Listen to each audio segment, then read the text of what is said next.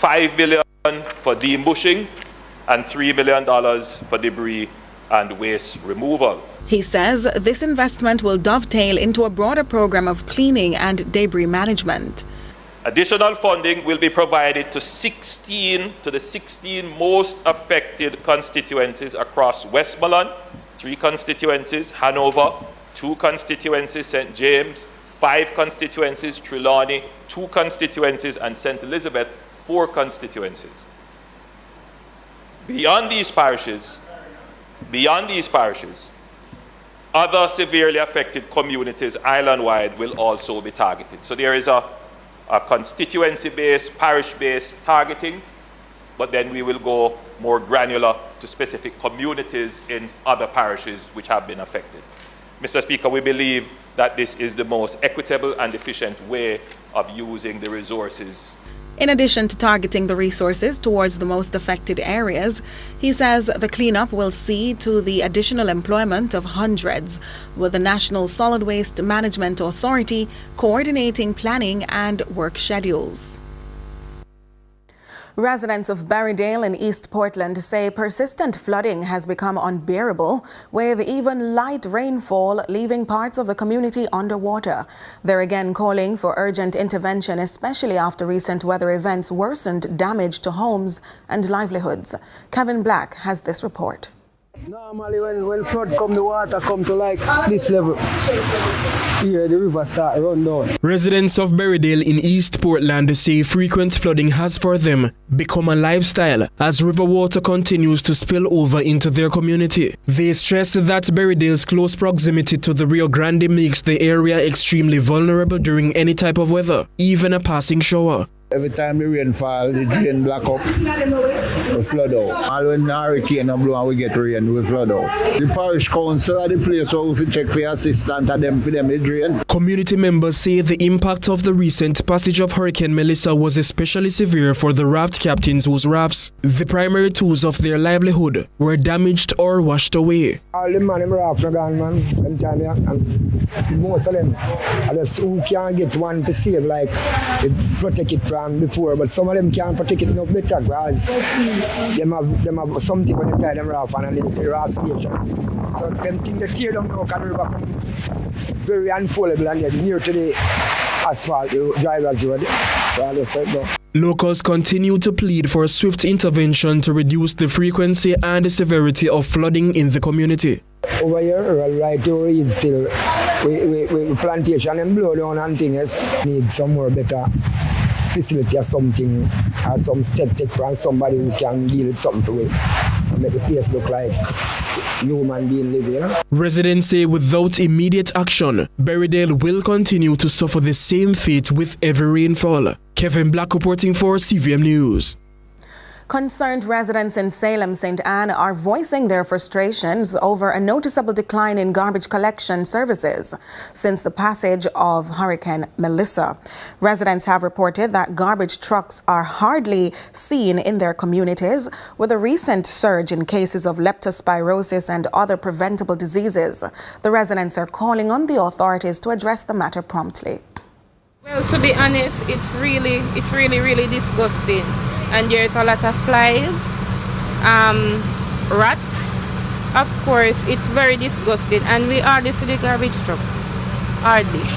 Since the hurricane, we hardly see the garbage trucks. So we are pleading to whoever they are to send out the garbage truck to let them come and take up the garbage. Sometimes when the garbage truck, when them come, I always wonder what them have over there stinks so. I always wonder why they have the garbage. You're right. That garbage is stuck up in the night, not to stuck up in the days, as you always smell stink. And long time it's like that. When they come and taking up the garbage, it always smells stink. With 10 confirmed cases of leptospirosis and 11 deaths, health experts say the sudden spike is alarming. Dr. Orville Nemard says Jamaica sees leptospirosis year-round, but not at this rate. He warns that more infections are likely as communities continue to deal with contaminated water and poor sanitation after the hurricane. Carla Ramdeen has more.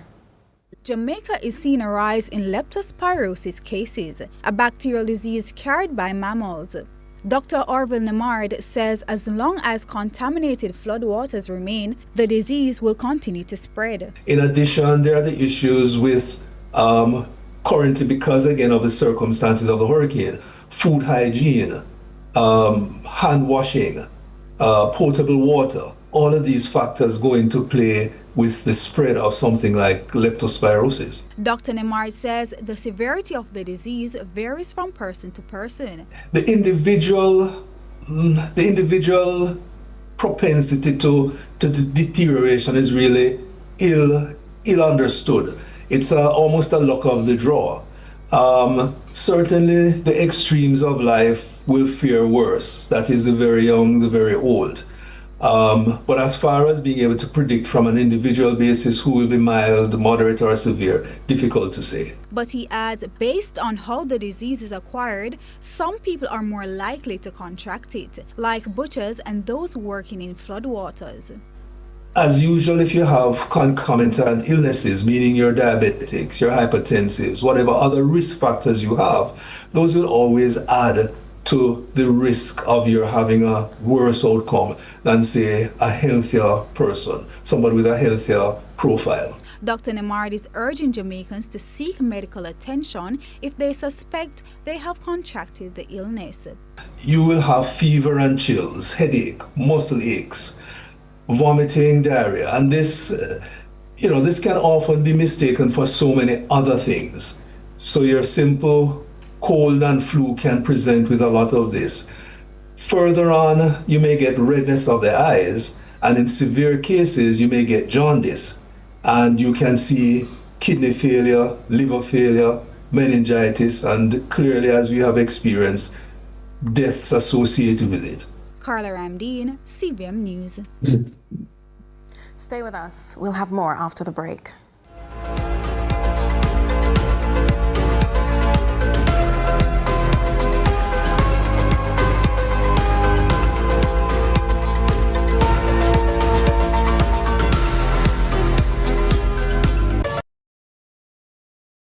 The Carpet Store. We bring comfort to every step with flooring that blends softness and style. From carpets and rugs to durable vinyl flooring and expert installation services, we have everything you need to transform your space.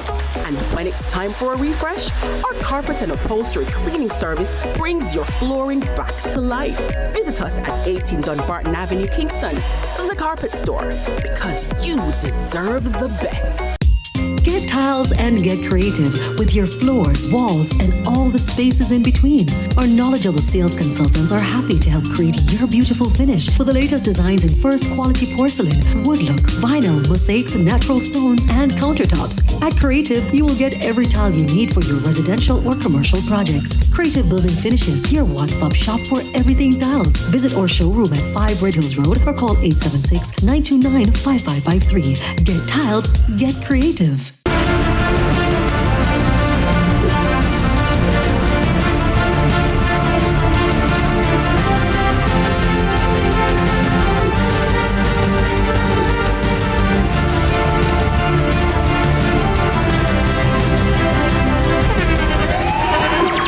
The internationally acclaimed On Stage with Winfred Williams. At a new time, Saturdays at 8 p.m. on CVM TV. So much more than...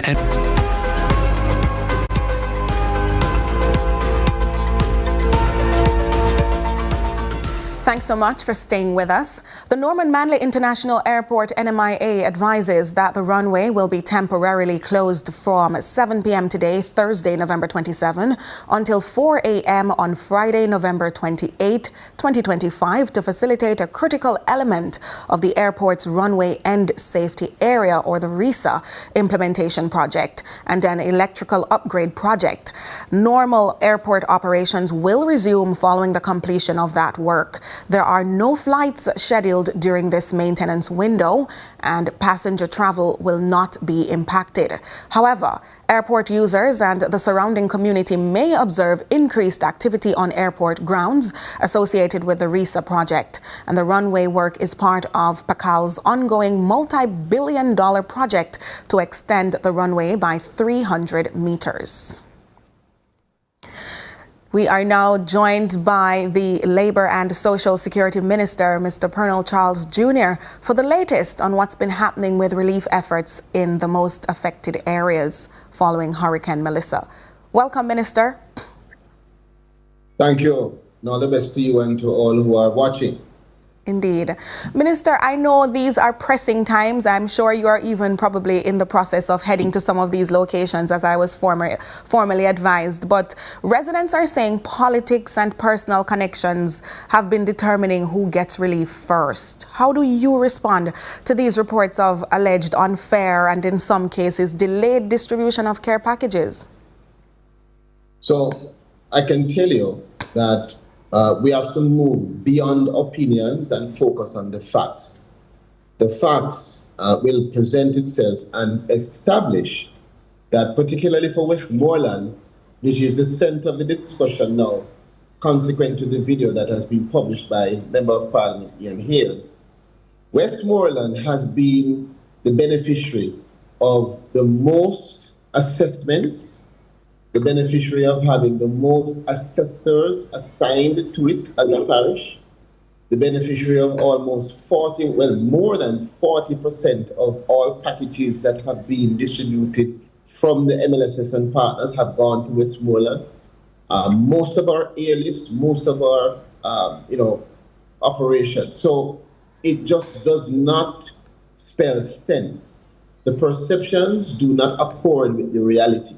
But what is happening is that you have persons who want to peddle their political agenda and do not care of the consequences on the persons who we have that are working hard every day to serve the people of Jamaica, despite their own personal circumstances. I have more than 100 team members from the ministry who have been significantly affected, almost 10 of them who have lost everything, and a majority coming from Westmoreland. And they're still out serving, and now they have to deal with these unjustified comments that are being repeated by people because the words of political leaders carry weight. And so I want to make a call. I can't tell persons to stop saying what they want to say, because even if they hear me now, they're going to want to continue to peddle and make it a back and forth. What I can ask them to do is think about the country first. The members of the Ministry of Labour have been on the ground from right after the hurricane, even those who are affected. And with these comments, which you can't establish any evidence to support because it's not true, these false and misleading comments not